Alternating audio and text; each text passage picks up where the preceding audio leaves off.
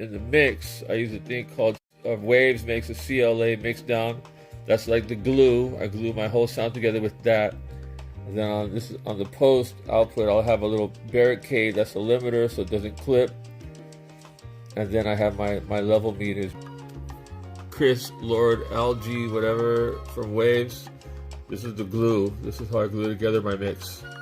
Okay, and that's very subtle. And I don't boost it. Everything's like, look at everything looks like it's at 0. So, you know what I'm saying? Like you can hear the difference just by putting the this plugin on it without boosting much. I might just boost it 1 or 2 decibels, or that's it. And here's my mastering suite. So when it's doing the playback, I'll never have it peak above where it says like minus 12 decibels, and then it goes to 0 and minus 6 decibels, where it's the spectrum meter. I'll basically be hitting everything around minus 12 dB, and then the highest it might peak up will be to minus 6 dB.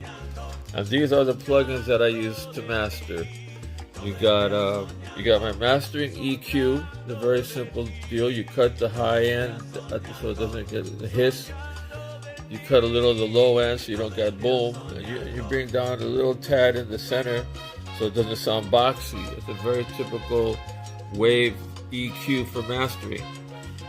Binaural pan, you don't want to make it sound too wide, right? So just put a little 110%. And then we got, you're gonna love this.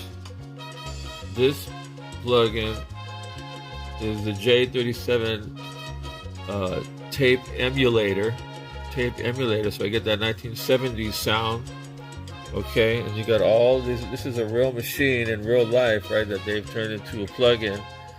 So it's going for the tape sound, tape saturation, whatever, to give it that old school sound. That costs some money. And then I use Tone Boosters Reverb. This is Tone Boosters. This is a reverb company out of England, and I really do like their sound. And I put just a tad of little tad of reverb on the overall mix, so it sounds like it's in the same room. So I got this is what I use, L3 maximizer. That's what I use to get my sound pumped up. Alright, that's it. Then I got my spectrum meter. And all my songs, look at the shape of the wave, all my songs kind of look like that. After a while, I can tell you what each instrument's doing just by looking at this spectrum meter. That's what I do.